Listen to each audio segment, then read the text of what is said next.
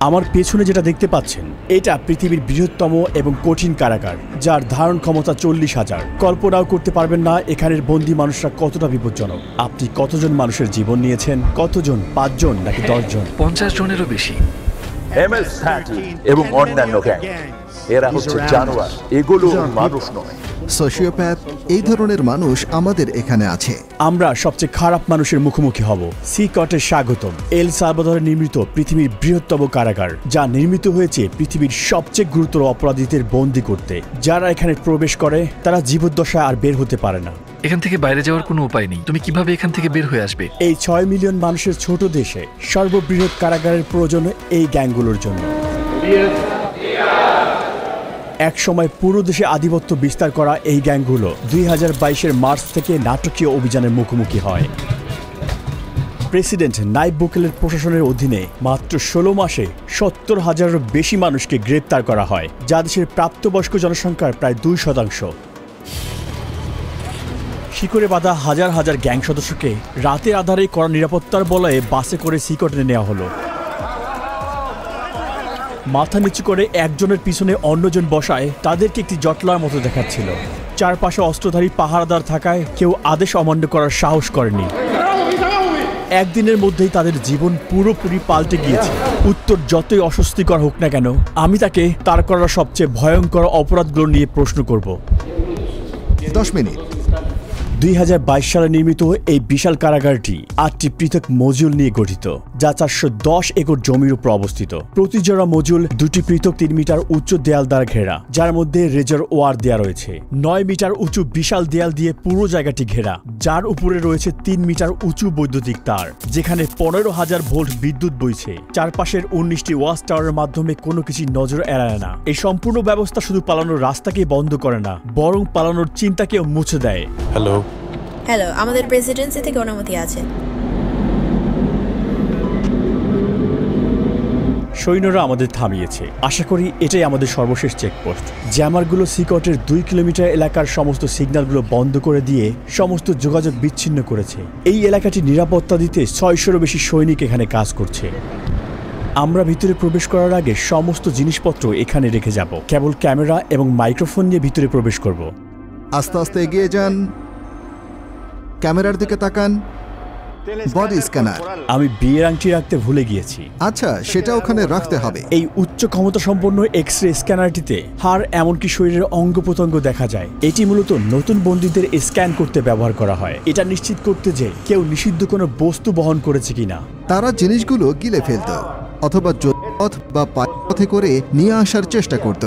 Micro SD memory card, microchip, এবং শুধু এগুলোই নয়, এমনকি ফোনের চার্জারও। আরও একবার পুরো শরীর তল্লাশি করা হলো। আপনারা জুতা খুলুন।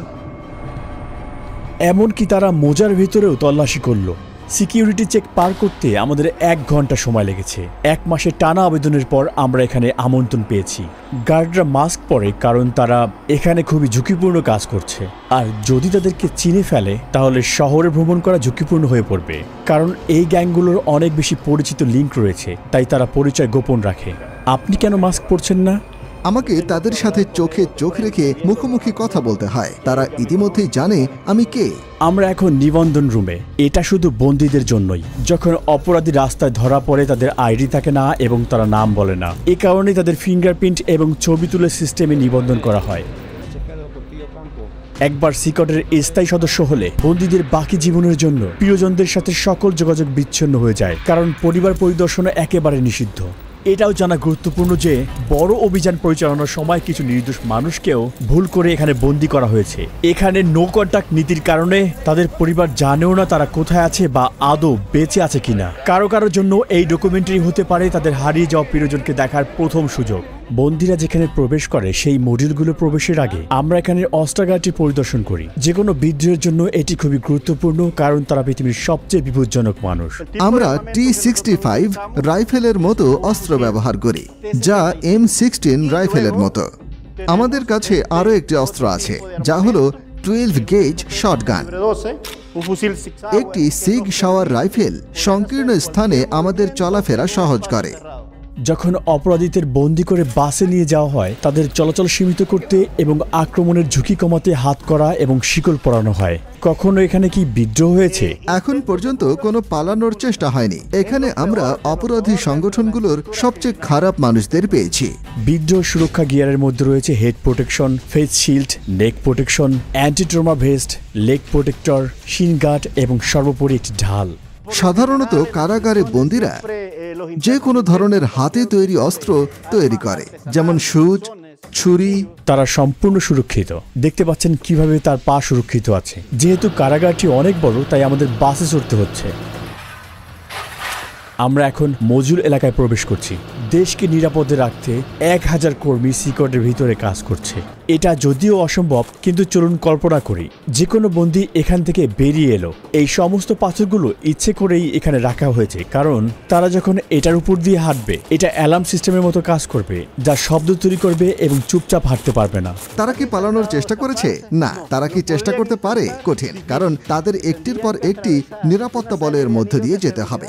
বাইরের হস্তক্ষেপ রোধ করতে সিকট তার নিজস্ব অবকাঠামো নিয়ে একটি বিচ্ছিন্ন এলাকায় নির্মিত হয়েছে, যার মধ্যে রয়েছে বৈদ্যুতিক এবং পয়ঃনিষ্কাশন ব্যবস্থা। দুর্ঘটনাবশত বিদ্যুৎ এবং পানি সরবরাহ বন্ধ হলে সিস্টার্ন এবং পাওয়ার প্ল্যান্টগুলো 1 সপ্তাহ পর্যন্ত কার্যক্রম চালু রাখতে সক্ষম। আমি খুবই উচ্ছ্বাসিত। আপনারা দেখবেন আমি মুখোমুখি হব বিশ্বের সবচেয়ে বিপজ্জনক অপরাধীর সাথে। এটা খুবই ঝুঁকিপূর্ণ। আমরা একটি মজুলে এখন প্রবেশ করব। আপনারা পাশাপাশি তৃতীয় এবং চতুর্থ মজুল দুটি দেখতে পাচ্ছেন। অপরাধীরা এখানে প্রবেশ করলে এই দরজা দিয়ে আর কখনোই বের হতে পারে না। আর কয়েক পা আগালেই আমরা 2500-রও বেশি অপরাধী দেখতে পাব। এ যেন এক নিয়ন্ত্রিত বিশৃঙ্খলার মধ্যে পা রাখা।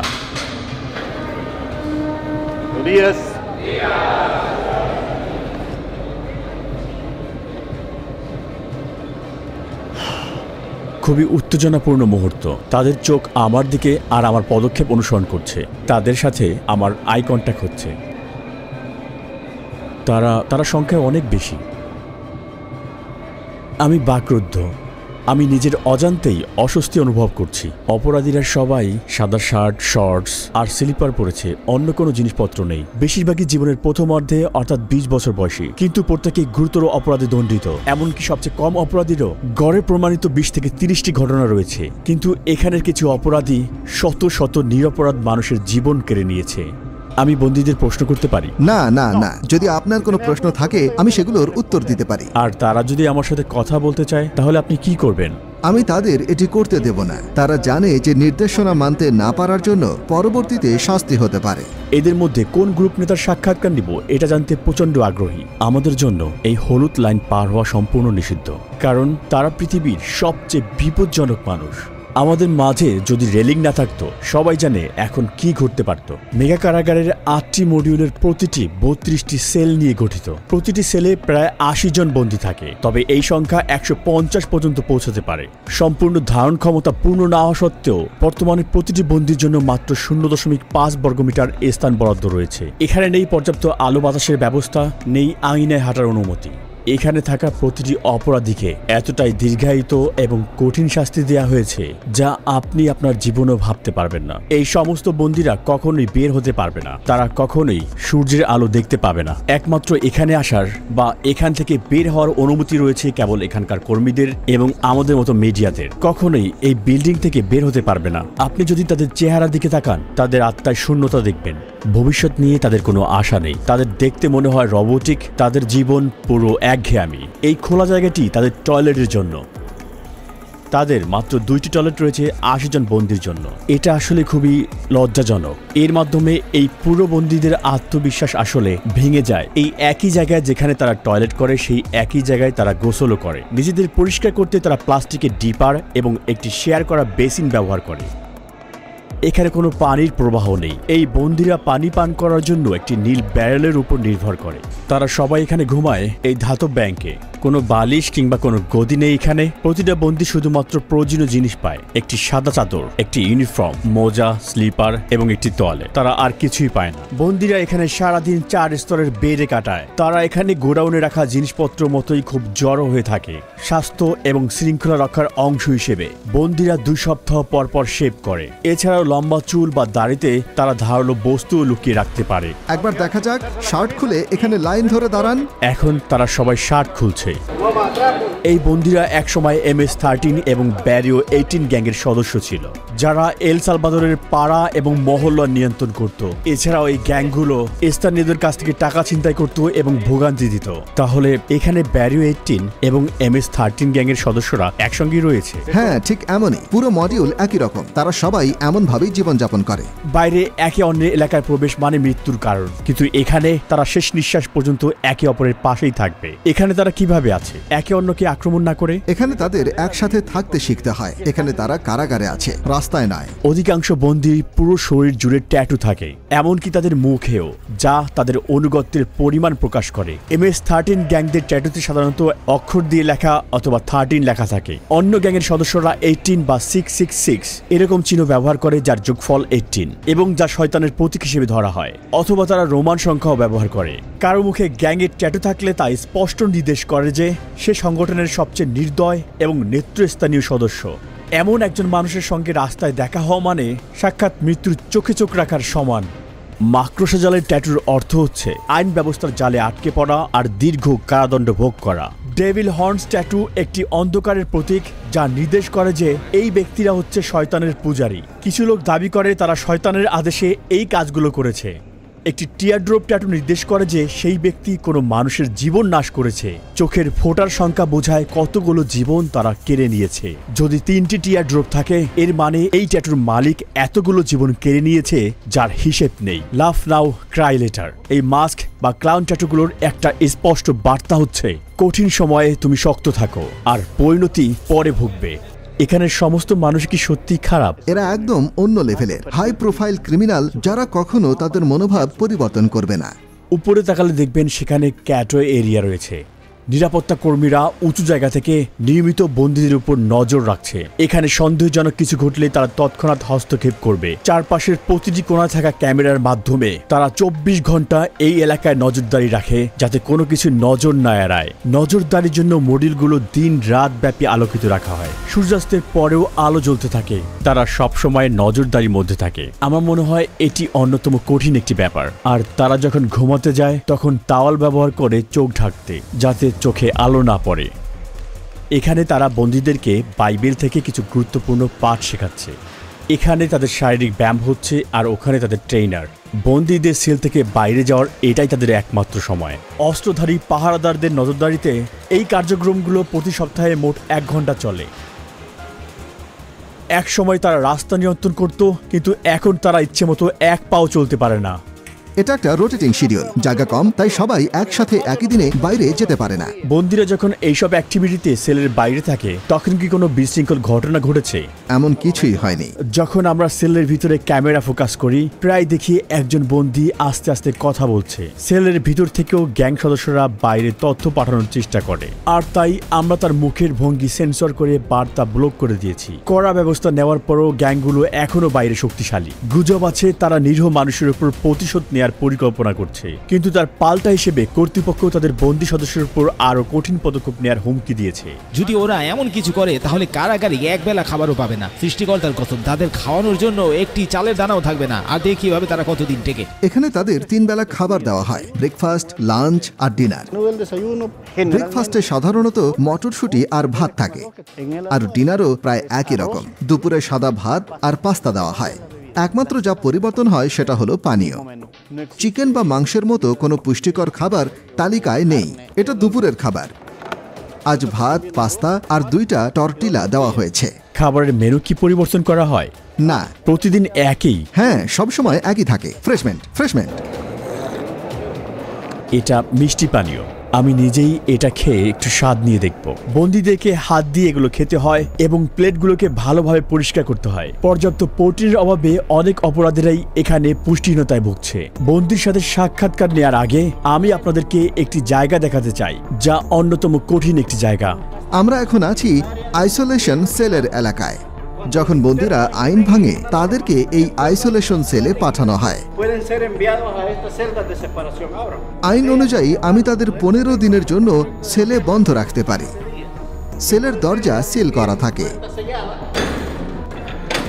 এই গ্রিডের মাধ্যমে আমি তাদের দেখতে পারি এবং জানতেও পারি ভেতরে কে আছে।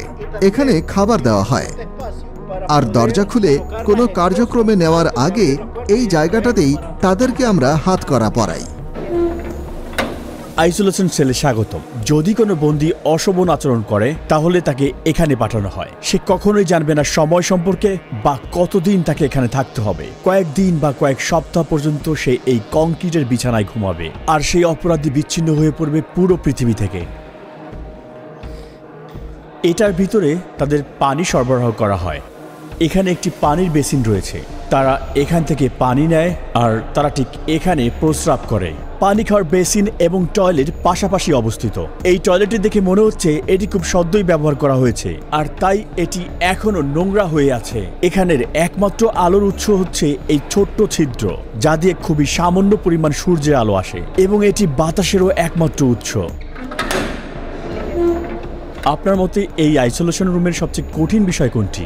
ভিতরে আপনি নিজের হাতও দেখতে পারবেন না, তাই যখন কাউকে আইসোলেট করা হয় তার জন্য কিছু একটা থাকা প্রয়োজন, একটা বই অথবা কিছু একটা, যাতে তার মন শান্ত থাকে। কিন্তু এখানে তাদের সেরকম কিছুই নেই। যতই কঠিন অপরাধী হোক না কেন, এই ধরনের আইসোলেশন তাদের মানসিকভাবে ভেঙে ফেলে। এটা এখানকার অপরাধীদের জন্য জরুরি, যারা একসময় সৃষ্টিকর্তার মতো নির্ধারণ করত কে বাঁচবে আর কে মরবে। তারা ক্ষমা চাইতে পারে, আর সৃষ্টিকর্তা তাদের ক্ষমা করুক। কিন্তু এখানে ভিকটিমদের প্রতি ন্যায় বিচার নিশ্চিত করা আবশ্যক, আর এটা তাদের সর্বনিম্ন প্রাপ্য।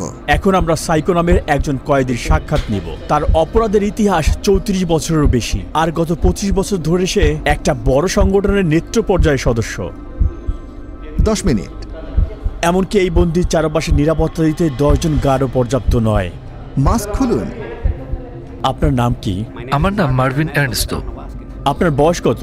41 বছর। 41-এর মতো দেখাচ্ছে না, মনে হচ্ছে 35 বছর বয়স। এটা শুনে ভালো লাগলো, কারণ আমি মনে করি আমার বয়স বেড়ে গেছে। আপনার ট্যাটু দেখতে পারি? MS-13। আপনি কত সালে ওই সংগঠনে যোগ দিলেন? 2004 সালে, কিন্তু আমার অপরাধের রেকর্ড 11 বছর বয়স থেকেই শুরু। আপনি কিভাবে প্রথম জড়িয়ে পড়লেন? যখন কোনো ছেলের শুধুমাত্র তার মা থাকে আর সেই মা কাজেই ব্যস্ত থাকে, তখন সেই ছেলে রাস্তায় বেরিয়ে আসে, সাহায্যের জন্য কিছু খোঁজে। আমি ভাবলাম আমার মা গরিব, আমার জুতোর দরকার, কাপড় চাই, আর শুরু করলাম চুরি। তারপর বাবার মতো কাউকে খুঁজে ফিরি, কারণ আমি বাবাহীন ছিলাম, তাই গ্যাংয়ের দিকে আকৃষ্ট হলাম। একসময় একটা খুন করলাম, আর তারপর এল সালভাদর চলে এলাম জীবন পাল্টানোর জন্য। কিন্তু এখানে আরো গ্যাং ছিল, আবার একই কাজ করতে শুরু করলাম। তারপর শেষমেশ জেলে ঢুকলাম। আমি সবসময় সেই ধরনের মানুষ ছিলাম যারা কোনো কিছু মনস্থির করলে সেটাই অর্জন করতে চায়, আর আমি এখানে এসে সবকিছুই অর্জন করেছি। কিন্তু এখন আমি এখানে আছি। এভাবেই শয়তান মানুষকে পরিশোধ করে। আচ্ছা, এটা কি সত্যি এই অপরাধ সংগঠনে যোগ দিতে হলে কাউকে হত্যা করতে হয়? হ্যাঁ। আপনি কাকে হত্যা করেছেন? সেটা কি আপনার আত্মীয়? আমি সত্যিই মনে করতে পারি না কতজনকে হত্যা করেছি, কিন্তু হ্যাঁ, কারণ গ্যাংয়ের জন্য এলাকা থাকা প্রয়োজন। আমি আমার মা, বাবা, ছেলে সবকিছুই হারিয়েছি এই গ্যাংয়ের কারণে। আমি যদি USA তে থাকতাম তাহলে পরিবার নিয়ে সুন্দর জীবন কাটাতে পারতাম, কিন্তু আমরা ভুল সিদ্ধান্ত নিয়েছিলাম, যার ফল ভোগ করছি। এই জন্য আমি যুবকদের বলি, স্কুলে যাও, তোমার মা বাবার কথা শোনো, সেই মতো চলো। আমরা যেভাবে এখানে বেঁচে আছি সেরকম জীবন বানিও না, এর থেকে বের হওয়ার কোনো পথ নেই। আপনি কতজনের জীবন নিয়েছেন? 5 জন, 10 জন, কতজন? না, জেলের পরে আমি যা করেছি সে সম্পর্কে যদি আপনি কথা বলেন তাহলে হয়তো 50 জনের কিছু বেশি হবে। কখনো কখনো এটা করতে হতো। আপনি কিভাবে এত ঠান্ডা মস্তিষ্কের এবং নির্মম হয়ে উঠলেন? আমি আসলে এই প্রশ্নের উত্তর জানি না। পরিবারের সদস্যদের সাথে সারা জীবন দেখা না হওয়ার বিষয়টি আপনি কিভাবে অনুভব করেন? আমার খারাপ লাগে, কারণ আমি শেষবার আমার ছেলেকে দেখেছিলাম যখন সে 5 বছর ছিল, আর এখন সে 21। আমি তাকে দেখতে চাই, আমি তাকে বলতে চাই, এই তোমার বাবা যা করেছে সেটা তুমি করো না। একটা ভালো জীবন খোঁজো। আপনার কারণে যারা ভিকটিম হয়েছে তারা কখনো প্রিয়জনকে দেখতে পারবে না, আর আপনিও কখনো আপনার পরিবারকে দেখতে পারবেন না। কাউকে মিস করার অনুভূতি আপনি কিভাবে মানিয়ে চলেন? আমি খারাপ অনুভব করি কখনো কখনো, যেমন আপনাকে বললাম আমি বিছানায় শুয়ে অনেক কিছু চিন্তা করি, কখনো কখনো কাঁদতে থাকি আর বলি আপনার জীবিত থাকার প্রেরণার উৎস কি? একদিন আমার জীবন পাল্টানো এবং ঈশ্বরকে খুঁজে বের করা। আমি ঈশ্বরকে বলেছিলাম আমাকে মাফ করো, আমাকে মাফ করো আমি যা করেছি তার জন্য। আচ্ছা, অবশেষে আমরা সূর্যে আলো দেখলাম। সেকট এমন একটি জায়গা যেখানে আপনি আসতে চাইবেন না, এমনকি দর্শক হিসেবেও। কিন্তু যারা সালভাদোরিয়ানদের ভিকটিম বানিয়েছে, এটাই তাদের চিরকালের বাসস্থান। এরা নিরাপরাধ মানুষদের জীবন কেড়ে নিয়েছে, তাই তারা এখন প্রতিদান দিচ্ছে। সালভাদোর সরকারের স্পষ্ট বার্তা, এখানে অপরাধ সহ্য করা হবে না এবং এর শাস্তি হবে কঠিন। চরম বিশৃঙ্খলার কারণে একসময় সালভাদোর সবচেয়ে বেশি মৃত্যু হারের দেশ ছিল, আর ওই সময়ের প্রতি 1 লক্ষ মানুষের মধ্যে 104 জন প্রতি বছর তাদের জীবন হারাতেন। পূর্ববর্তী প্রশাসন এই গ্যাংগুলোর সাথে শান্তি চুক্তি করতে রাজি হয়েছিল, কিন্তু তা শৃঙ্খলা আনতে পারেনি। যদিও বর্তমান সরকারের পদ্ধতিগুলো বিতর্কিত, তবুও 2023 সালের মধ্যে এই সংখ্যা নাটকীয়ভাবে কমে দাঁড়িয়েছে প্রতি 1,02.4-এ, যা এল সালভাদরকে প্রথমবারের মতো সবচেয়ে সুরক্ষিত দেশগুলোতে জায়গা করে দিয়েছে। শান্তি ফিরে এসেছে এবং এই ফলাফল অস্বীকার করার কোনো সুযোগ নেই। কিন্তু যাদের অন্যায়ভাবে কারাগারে বন্দী করা হয়েছিল তাদের কি হবে? বিশৃঙ্খলা নিয়ন্ত্রণ করতে এটাই কি সঠিক ন্যায় বিচার? আর এটা কি স্থায়ী সমাধান নাকি অস্থায়ী সমাধান? এখন পর্যন্ত এই উত্তর স্পষ্ট নয় এবং সমস্ত পৃথিবী তাকিয়ে আছে। ডকুমেন্টারি দেখার জন্য ধন্যবাদ। সাবস্ক্রাইব করতে ভুলবেন না। দেখা হবে নতুন ভিডিওতে। সাথেই ছিলাম রুহি চ্যানেল।